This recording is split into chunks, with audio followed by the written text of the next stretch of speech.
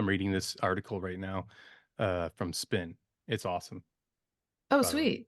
Yeah. Oh, the one that recently came out. Yeah. Yeah. Yes. It's great stuff. I was watching the video and reading the article. How was your South by experience?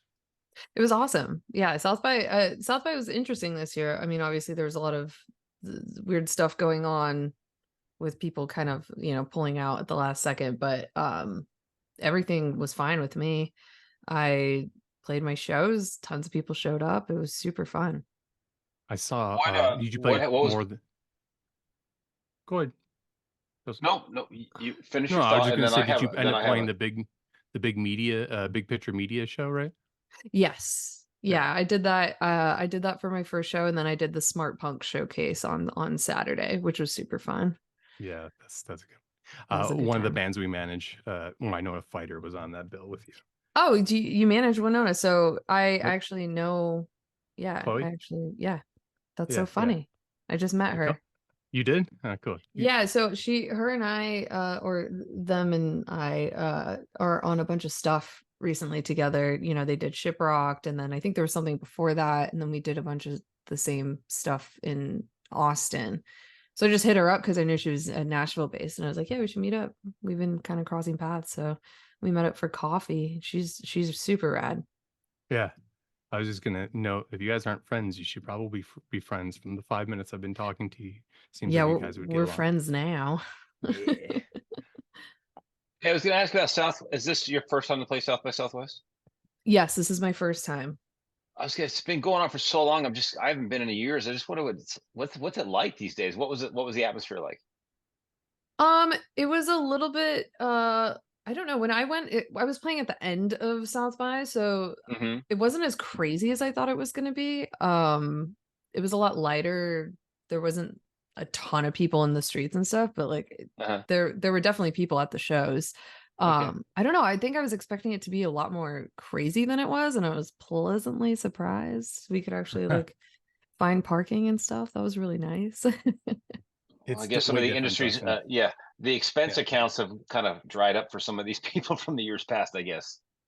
Yeah, well, there was also some issues going on with some of the sponsors for South by this year. There's like some political stuff going on that I think definitely added to the Okay. attendance. Yeah, Yeah. Austin's Gotcha. different. Gotcha. Austin just hits different nowadays, post pandemic. I would have to say. I don't know if you have a different experience, but before like 2018 South by Southwest, even before that, 2012, first time I went, it was nuts. Yeah, And crazy. Yeah. I mean, I think I went in like 2017 and I got to see like Dua Lipa and who else did it? Uh I'm trying to remember his name. I don't I keep saying I'm saying Franz Ferdinand in my mind, but that's not it. Anderson Paak. oh, Not sweet. totally different. No, I got to see Anderson Paak in like a really tiny room, and that was really incredible. It was wild in 2017. Yeah, it was a little bit I lighter this think, time. yeah, because the music week used to coincide with spring break and St. Patty's Day, Oh, and Oh, you get that chaos down there from like Fifth Street, Sixth and Fifth Street on down towards the river. So yeah, kind of crazy. yeah. Um, all right, listen. Before you joined us on Shiprocked, I was aware of you because I'm just that person. But it's always so funny that the people who weren't initiated to who you are, they would see your artwork of your record or Hmm. wherever, even some of your videos or stills, and go super dark. What am I going to listen to? Like Chelsea Wolf kind of thing. And then you get your records, like, wow, it's like, I'm not saying it's lighthearted, but it's like light. It's got poppiness. It's got like a lot of activity. It's jumping. It's so funny, the juxtaposition between image and your music. Was that purposeful or just kind of like, what's the story behind that? Yeah, I mean that it's definitely purposeful. I like to do things that feel unexpected because I find it interesting when other artists do that. That's always something I've really appreciated in other artists and bands. So yeah, I mean I have a bit of a witchy vibe, a witchy energy just about me personally in my personal life. But the music that I play, you're right, it's not dark, it does have it's rock, but Hmm. it's more of this kind of UK, Australian, Blur, The Hives, like that. It's a little bit more, I guess, brighter would be the right Yeah, it's a way. good word. Yeah. Yeah, it's definitely brighter. It's not as dark as and intense, but me personally, I tend to visually sort of move towards more dark vibes and kind of colors. And my last EP, The Fiction, that I released in September, is definitely, it's an all white vibe, but obviously it has the snake and the dagger and the Bible and all of that. So when you look at it, it definitely feels like it would be this like kind of dark witchy sound. But yeah, I don't know. I like to make bright rock songs. It's Can okay I ask because you the a question? Beach Boys used to hang out with Charles Manson, so that to go figure. Yes. Drugs, man, drugs. um, I love the aesthetic. I love the like like you said, Justin, the juxtaposition between what you're expecting and what you get is the best thing I think about the medium of music these days. Like how Mhm. you're able to express yourself in so many different places that typically in the even 5 years ago, it wouldn't make sense, and people wouldn't, the gatekeepers wouldn't allow it because of what they were trying to sell. Do you find any? I don't. Excuse me, because I don't know if anybody's putting out your music currently. I'm assuming yes, but do you find like any of that to be a uphill battle currently where you're at in the atmosphere of a record label and teams and all that stuff, or they just give you the No, rights? I'm actually fully independent. So I've been independent my entire career. So Yeah, by choice. yeah. And yeah, so I when it comes to creative and visuals and sound and all that, I've never really had to go up any hills other than the ones that I create for myself. Which are the Um, hardest, right?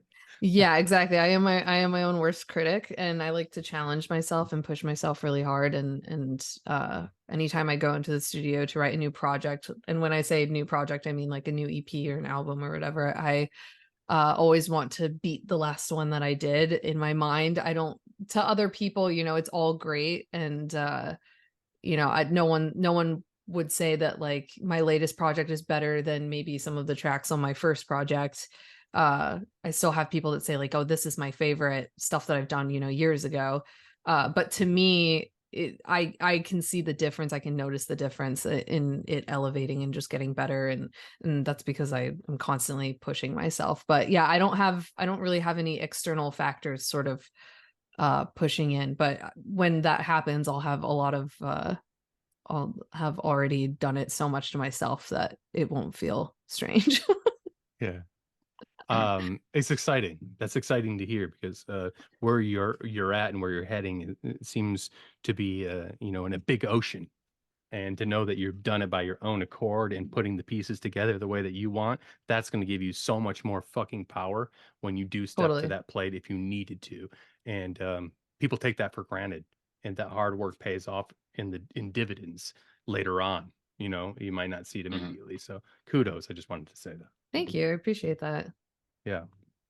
Yeah, Um, there's a certain Bjork aspect to your definitely. look and sound. Um, that I was like, that's if I, cause I'm always trying to like we always do like association initially when we're getting to learn an artist. What does this remind me of? What does it look like? So the Mm, aesthetic and the sound kind of thing was like the thing is like, well, this is kind of like a Bjork thing. It's like these dark, kind of ominous covers, and then the music inside doesn't always represent that, but there's something going on. So, yeah, absolutely. And mhm. sort of the commentary within the lyrics are Mhm. always usually pretty, I guess you would call it dark, but yeah, I write a lot about sort of like confusion and being in a place where you don't feel like you fit in, or uh I write a lot about doing drugs and self-reflection. Yeah, when you listen to my lyrics, they're not necessarily the most positive lyrics, but they're dressed in this like very bright positive sound, which is again another juxtaposition that I do because I find it more interesting. I think that when things are exactly what you expect them to be, it's incredibly boring, and that's not really why I got into doing this in the first place. I'm You know what? not trying to be There's boring. an no, there's an absolute. I mean, some of the greatest novels in the world are dark, and but they're like there's so much beauty going on it. Just the way the words are and the settings and the illusions it captures in our head. I mean, granted, no, I don't expect I Met a Summer Love kind of song coming out of you. Mm. So Yeah, I don't know. I did just write a song about sort of being free and doing whatever I want because I am free. But in it also says I'm free to make a mess of my life because it's my life. Mm. So it's positive, but it also has like a little twist to it to kind of give it a little bit more, you I know guess, a that little more color. so that's an interesting actually subject. I want to touch upon it because it reminds me because I've been rewatching Californication. Nice. And wouldn't it be super interesting to someone who's free, as you mentioned about, to purposefully go out and create a bunch of lost weekends for themselves? Because sometimes Mhm. we go, things get out of control, they spiral, then we look back and we go, man, I was out of control. Does anyone ever just purposely say, you know what, I'm gonna take this next 12 months and just be a fucking nutter? I mean, I know people that have done that. Yeah. It must be nice to be afforded the opportunity to do that, because then you can come back to like, hey, I've got my house still, my relationships are still intact. Yeah, well, they're all players, so they're. Oh, okay. This Gotcha.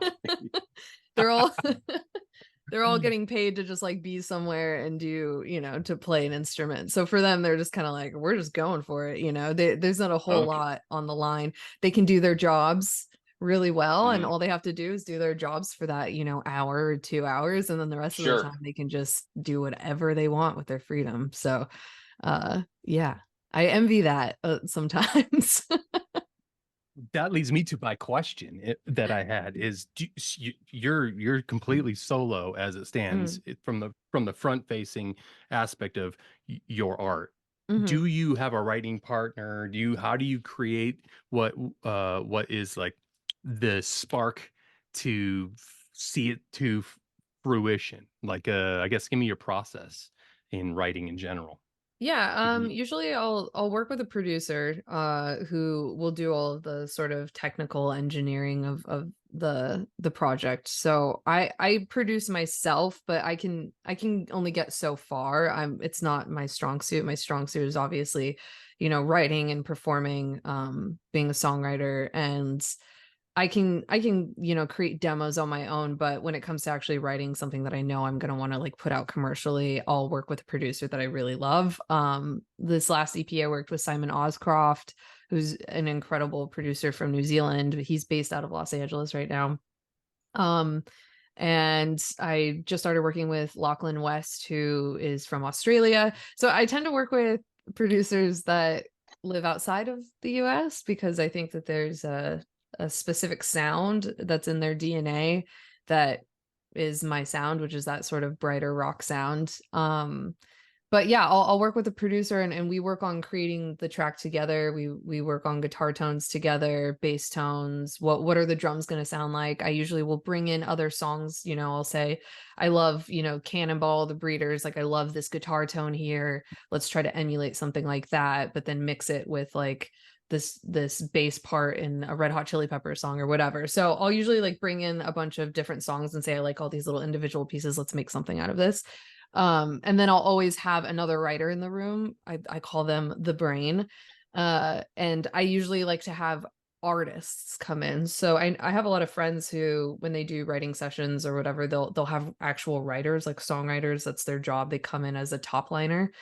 And I've done that for a long time, but I found that I enjoy it better when I have other artists in the room, because you're getting more of that kind of cool edge from them while also being able to sort of pick their brain and get, lyric ideas or whatever. And I will like sort of sit back and audit everything. So I'll write things, they'll audit some stuff, they'll write some stuff, I'll audit it. And it's all just kind of this like process with the three of us. That's what's up. I Yeah. mean, to be a lone wolf is very hard. And knowing Yes. where your strong suits are and playing your cards correctly, and getting in the room with people that can give you a perspective that you might not be thinking when you're so married to the concept that you brought to the table. Absolutely. Um, Yeah. it's a gift at the end of the day. So when you're not giving it that room to breathe, you're sort of taking away from what we get as a gift. Yeah, yeah, exactly. The way I look at it too is you know, I want to walk out of the room with the best song possible, and I'm not conceited to the point to where I think that I have the best ideas. And so, you know, I'll run into situations with other writers where they'll say, "Well, I don't really get this line that you wrote, or this doesn't really make sense with the story in this way." And I'll have people like sheepishly tell me that, and I'm like, "Just tell me." Yeah, Like, yeah, yeah. just let me know, because I want this to be the best song possible, and I'm not so precious about my own ideas that I can't just like let them go and do something that's better. Yeah. Also, if I'm being voted out, you know, if the producer and the other writer is saying like, no, this idea really works and the one that you're really gunning for doesn't, then I'm willing to just be like, all right, I got voted out and we're moving on. So That's I think dope.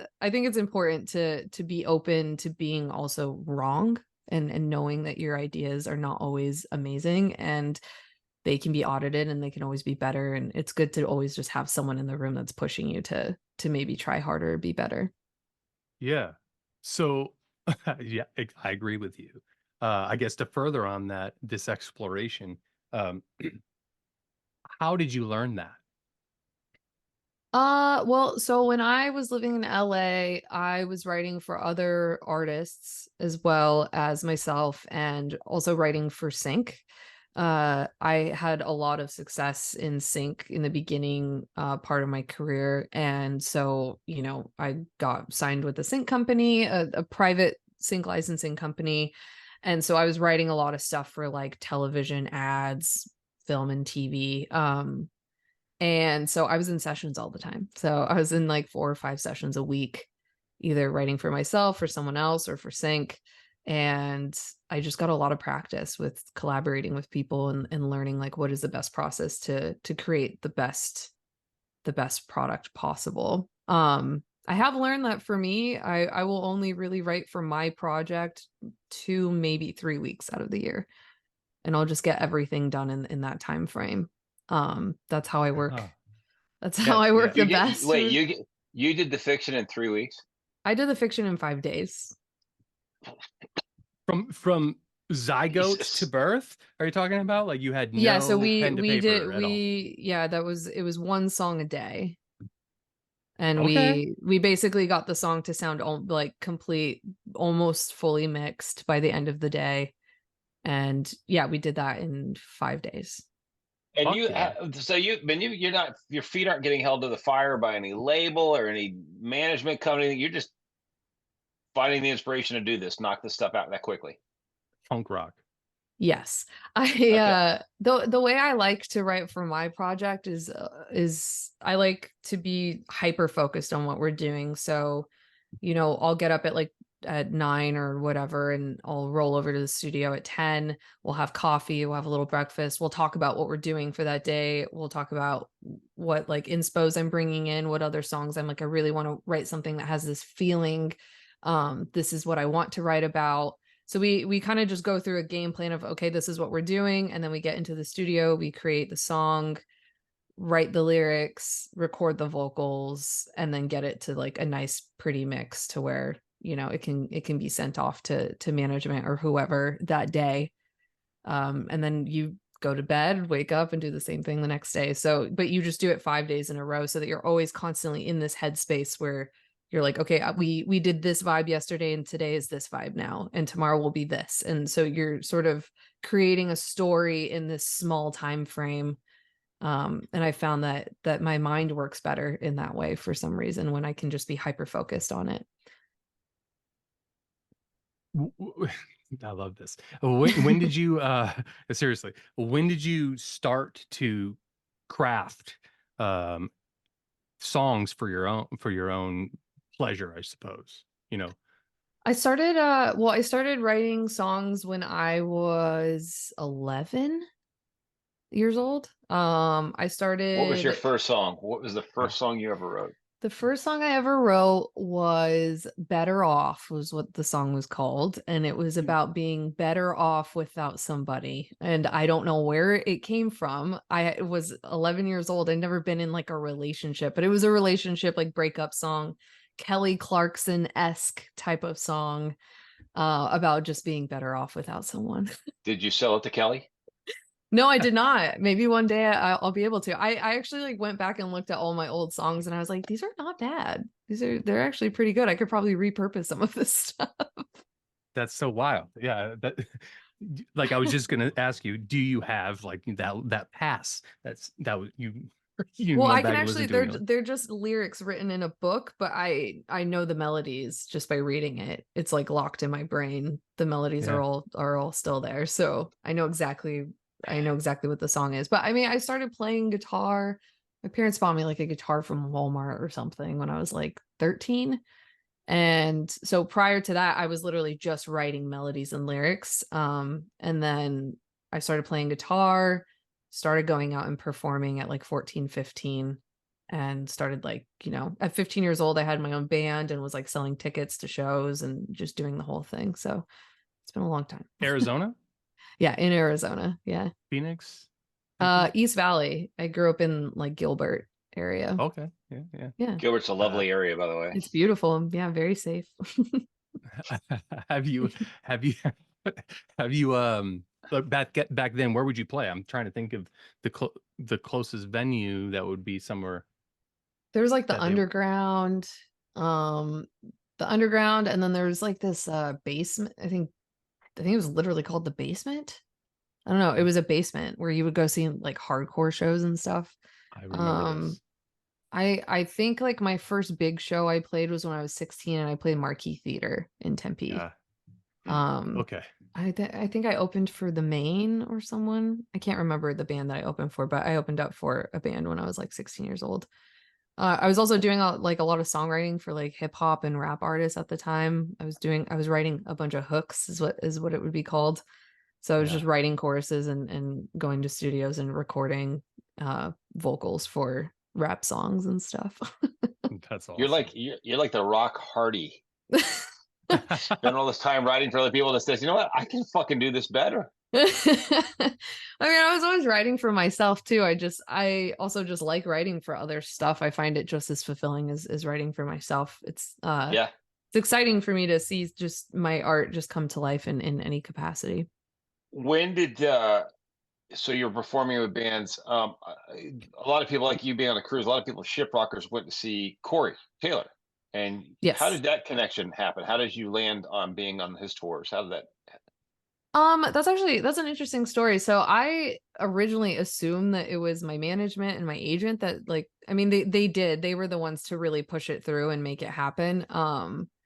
But while I was on the tour, I think it was like the third or fourth day in, I like stopped Corey in the green room area and I was just like, hey, I just want to let you know, like I'm super thankful for this opportunity. This has been really wonderful. I'm learning a lot. And yeah, I just wanted to say thank you for having me and all of that. And he literally was just like, shut up. Like, why are you even saying that? Like, I've been a fan of yours for a couple years now. And I had learned that he already had previously put my music on some of his playlists and had just been a fan for a while. And that's why I ended up on the actual tour was because of him being interested in my project. So I was stoked to hear about that.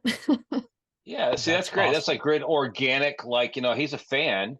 Yeah, It's like exactly. this wasn't some management thing. Like, hey, if you take this band out, we'll pay you back later with another band. No, it's like basically like the artist wants this artist on the tour. Yes, that and Yeah. at first I thought, it was just favors being pushed around, but then I learned from his mouth that yeah, he was the one to be like, no, I wanted you to be here. So that was really exciting for me. So at some point, I'm just gonna go. I'll throw some money on the table and say there's a collaboration at some point in the future. With Corey Taylor, Oh Absolutely. I don't know. shit. We'll see. I mean, that would be Oh, really if cool. he's a fan of your material, he probably like, you know what, we could probably do some stuff together. I mean, I'm into the idea. We'll see if Corey ever I think hears that'd this. be Hey, Corey, what do you think? be I'll send surprised. him You'd be this link right here. surprised. Uh, was that the first, like, I don't think it was probably the first tour Mhm. like you did. What was the first tour you did? Right. The first tour I did it was like a college tour. That was gosh, I think I was like maybe 21 or 22. So I just did like colleges. It was a national kind of college tour around the country and That one was like about a month and a half long. And then I opened up for a band called The Score. And they did, I think it was like a 15-date tour that I was on. And but this one is definitely the biggest tour I've ever been on, the Corey Taylor tour. I mean, those rooms were massive. I was a little scared. I wasn't so sure how Slipknot fans and Corey Taylor fans were gonna take to my project and to me. But I won them over every night, and everyone seemed to be really stoked on it. So it ended up being a really great experience. Well, your live So show was going to be an easy sell for you to those fans. Yes, I'm Yeah. definitely I'm very into the performance. Everything that I do is a performance on stage. So yeah, they ended up liking it. So that was Yeah. cool. So we just right before we spoke with you, we were talking to Keith Wallen from Breaking Ben. We did a thing with him, Okay, cool. and he mentioned how he's kind of like an introvert off stage, but he does all these. He's always on the road. He's doing these videos, doing all these things that are completely extrovert. Are you that way too? Yes. Yeah, I mean Okay. I'm definitely more introvert. I don't know, it depends how much tequila I've been drinking, pretty much is Ah, how it goes. yes. Ah, I'm yes. The a hostess with a mostess. Yes, I'm a big mezcal drinker. I really love mezcal. That's my drink is mezcal on the rocks with an orange. And depending on how much mezcal I've had, it's sort of like the meter of introvert extrovert. But for the most part, yeah, I'm pretty. Oh, hello. Oh, I look, just. that's so sweet. That's hilarious. Oh. My mom was asking, she was like, "We're gonna make dinner. Should I bring you dinner?" I'm like, "No, I'm doing a podcast interview, Mom. I can't do that." She's like, "Are you sure?" I'm like, "I'm positive." I just needed some green tea. I needed some Yeah. green. I couldn't do coffee anymore. I was like, I gotta go to tea. Like, darling, could you bring me I'm some actually tea? drinking coffee right now. I'm gonna do an escape room later tonight with my siblings, so I need to Really? be. What's the room gonna be? What's the? Are you trying to break out of a hotel room, a jail? What's the theme? It's kind of dark. So it's like I Fitting. guess like someone who like kidnapped a bunch of children and you're like in their like lair. I don't know what it's gonna That look could be like. anyone's house. I So know. Slender It's probably like someone's garage or their shed. That's so dark. Randy's house. Anyways, I can't remember what I was talking about. I'm so we sorry. were we I were got talking distracted. about we were talking about the introvert extrovert thing where you put all this energy into. I figured you being a studio person, that's the introvert, right? I want to make music, but I can just be a session person. But now you're like, I want to be a performer, and that part comes out. Yes. It's like a whole Mm. different side of me that comes out when I'm performing. It's like I call it the beast. Mhm. If you're with me in the studio, like you were saying, I have like my laptop and like my little like rhyme books and all my stuff like stacked around me and my 3 drinks. I have my coffee and my sparkling water and then some other beverage of choice. And then I just don't talk unless it's time for me to talk. And then when people have good ideas, I always look up and I'm like, yes, good, great. And then I go back into my into my computer world. But Yeah. when I'm performing, I'm very open, out, fun, really trying to like get in there. I like to sort of fuck with people and get in people's faces. And I don't know, it's just a full performance. Your band, friends of yours, people that you known for a while, different. Yeah. Okay. Cool. They're my friends. So how does that? Do you guys get together and do like round after round of rehearsals before a tour, or are you practicing and going through the set? You know, regardless if you're about to go out or not, and just year round. Well, so yeah, Derek is someone who drums for me, and then Craig is just a good friend of mine. He has a project with Alan Ashby from Of Mice and Men, and he just like happens to have time off now and again. So I always hit him up to come work with me because he's one of my best friends. But no, usually we'll do like a rehearsal and then go out. For me, I give everything that you could ever need as a player ahead of time. So I'll give you everything you need like a month in advance. And then when we show up to rehearsal, it's like we have one rehearsal, and that rehearsal is for me to rehearse. So everyone has to know their stuff at that point, and we just kind of have to run through the set a few times and then we're good to go. That's nerve wracking. I would be so nervous that first show if I know that I was in a touring band for a long time, and if I had to do that, I don't know how I would go out onto the stage. So you're a And badass yeah, and I was for I don't want sure. to speak out of line here, but I have a feeling going into a rehearsal with you, I could see you being that. I could see you giving the glare like you haven't That's learned this part yet. I could see this yeah, kind this of is what drill. this is what it looks Respectfully, like. kind of a drill sergeant, kind of like. That's it. This is what it looks like. This is it. Ready? Are you ready? Yep. Yeah, that's perfect. I'm That's gonna go home exactly. now. Yeah. Okay, I'm sorry. Get So my shit hey, together. outside the performance, the hour slot or whatever you get for the evening, what is your favorite part about touring and your least favorite part about touring? Least favorite part about touring, not getting enough sleep. Having a random sleep schedule. I need my sleep. I like to sleep.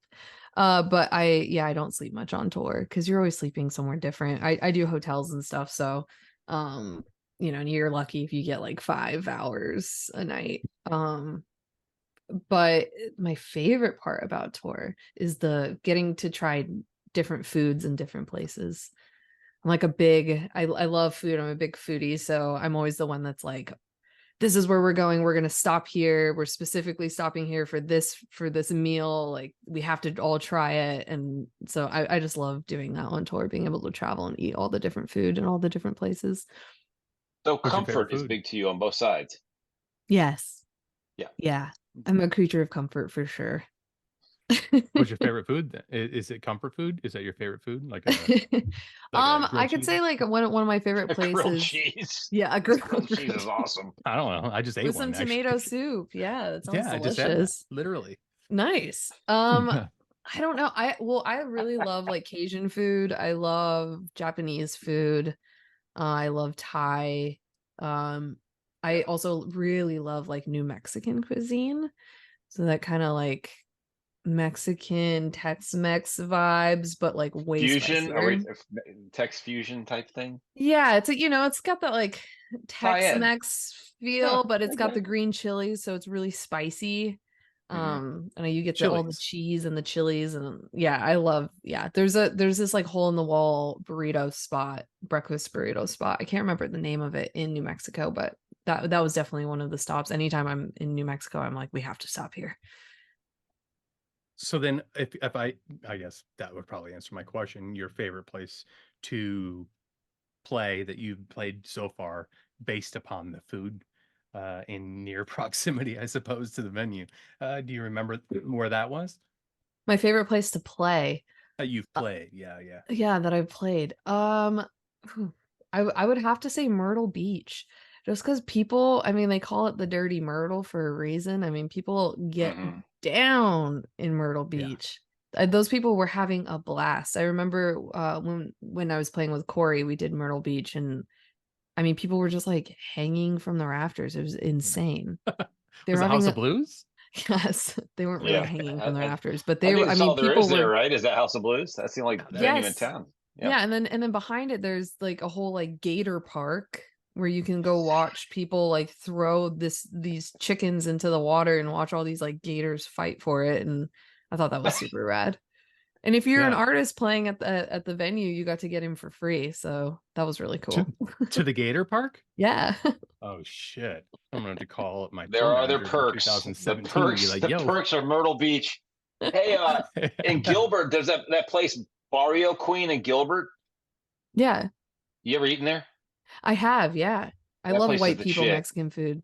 That is the shit. I hate that. Yeah, it is. It's the shit. Oh my god, it's the best Mexican food I ever had in my life. Especially the queso they bring to the table. Get the fuck out. It's Yeah, awesome. queso that was something I missed when I was in LA. There's not a whole lot of places that actually do like the queso, like they'll do like the queso fundido where it's like jack cheese melted, but they don't do Uh-huh. like the queso, Yeah. the white Yeah. queso that's all hot and melty and Yeah. oh, Anyway. I didn't get to do that in LA very often, but that's another New Mexican thing as well, queso, and in Yeah. Texas.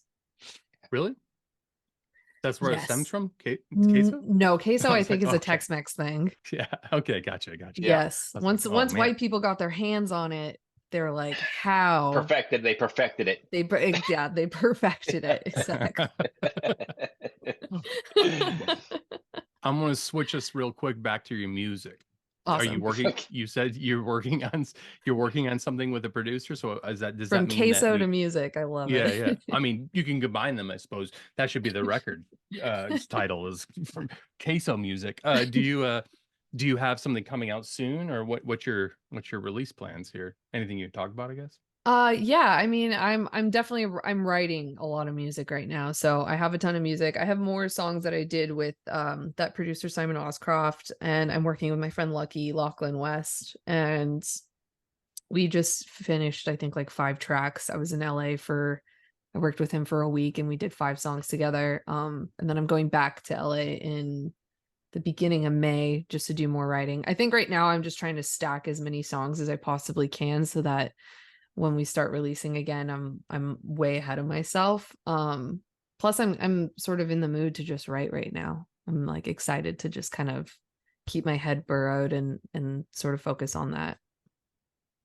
When can we see you on the road next? That's a good question. I don't know. There's some stuff in the works that I can't really talk about at the moment. Um, I think there's a couple one-off shows that I'll be doing as well. I know that I'll be doing something in New York in May, and then I have something in Nashville. I believe I'll be playing Pride in June. But other than that, tours and stuff, there's a few things in the works, but I can't really talk about it at the moment. One thing we Well, can talk about though is what was your shiprock experience like?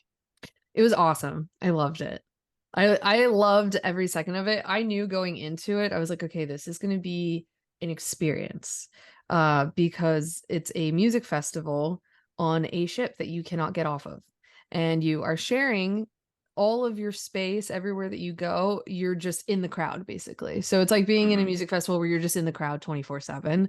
So Right. I was a little concerned. I was like, I don't know if it's going to be I don't know if it's going to be weird or people going to be bothering me. Do people bother the artist? And when I showed up, it was like the first couple days went by and I was like, oh, this is awesome. Everyone was super respectful, super nice. Anytime anyone stopped you, they weren't taking up like all your time. They were just saying, hey, you killed it. That was great. I love your music. And then, it was like fist bump and move on. And I was like, this is so cool. It really truly felt like you were just like hanging out with people that were in a family together. It just Yeah. felt yes. like grown up summer camp is what it Hmm. felt like. Yeah. Uh We do threaten the shit out of them though before we start the cruise to make sure that they're respectful. So Just a bit. don't no, I you mean Throw the fucking dare. everyone horns. really is. You can tell too that it's not like the first time people have done it. I mean, Correct. Yeah. you can tell that it's something that they're like they've been doing it for almost a decade and they're used to it. They're used to being around the artist, so they're not like freaking out. They're super super respectful. Everyone was so nice and fun. I spent the whole time at the casino bar pretty much. Like Yeah. literally the entire time. It's a That's good place not to When talk you're there. shop. You can talk shop there in life. It's yeah, good. it was Yeah. nice. You got to meet people there. People were super cool. I also just liked that I got half off on all drinks there at the casino Wait, how bar. did you pull that off? What the All fuck? all artists got the casino Oh, bars where you get half off on all really? drinks. All right. Well, Justin I just can't learned something. I can't throw that card down, but you know what? I mean, here's the thing, you might be able to make it happen. Yeah. That's right. That's right. You see me on this damn thing for 15 years now. Give me mine. Yeah, Dream exactly. big, dude. Well, You know awesome. what's crazy about I'll just say this and about the fans. They Mm. will be your family moving forward for the rest of your career. They Yeah. will show up in places that you won't even believe that they would have been at when you're playing on Live. tour. They'll be where they live. Everywhere you go from now on, somebody from this ship will be there, guaranteed. I love that. I've heard that from other bands that have played it before. They said like you'll always now every time you go on tour you'll always have someone coming up to you being like saw you on Shiprocked. But it was crazy. It was actually happening before I even got onto Shiprocked. Yeah. Before I was even announced on Shiprocked, people were coming up to me because I guess online they had put like some clues as to who was going to be added. Yes. And people had already figured it out like a few days prior to them even announcing me being on it. And they're like, we know you're going to be on it. I'm like, how do you know that? How do you, it's not even announced yet. And they're like, we saw the clues online. We know it's you. And I was just like, this is crazy. So that whole tour, I had people coming up to me being like, we'll see you on Shiprocked the whole time. That's awesome. Yeah, it was awesome. super cool. Well, Luna, thank you. We've taken up enough of your evening today. We really appreciate you being here. Thanks for being part of the Shiprocked experience. And obviously we'll have you back at some point. I'm definitely sure of that. And we are going to pay attention to what you're doing this year, even though you're being kind of secretive about it. I know. I'm sorry. Tell your mother we Okay, said no, thank we'll you live as it. well. Live it. You know what? The curtains pulled back too much. There's still a little secrecy is good, man. It's like the old days. I'll ask Bex. Oh yeah, you know Bex. She was my agent, my European agent. Oh really? I know Yeah, she's yeah, doing very North good. America now. So Yeah, I know she's a very good friend. Yeah, tell her I just took a screenshot to send her after this. I didn't Oh, know she's she gonna was your love agent. that. Yeah. Oh, she's gonna love Great that. people. But So yeah. yeah, sorry. Tell your mom, seriously, we said thank you for being cool about the dinner situation. Oh yeah. Yeah. I'll make sure I let her know. And thank your parents for that one evening in 1992. Exactly. Yeah, I think anyway. it had to have been in January because I'm a September baby. So I was probably a New Year's situation. That's right. They just came out of that winter chill. They had to do something with their time. Exactly. I'll make sure that they know you said thank you. Yeah. Absolutely. Thank you. Listen, the fiction that's out now, go stream it. Go buy it off iTunes. Throw a little coin into the works for this independent artist. Thank you. I appreciate it, you guys. We'll definitely be keeping an eye on what you're doing. So we appreciate your time again. Thank you so much. Yeah, thank you. Thanks for having me. Bet. Bye, Lena. Take care.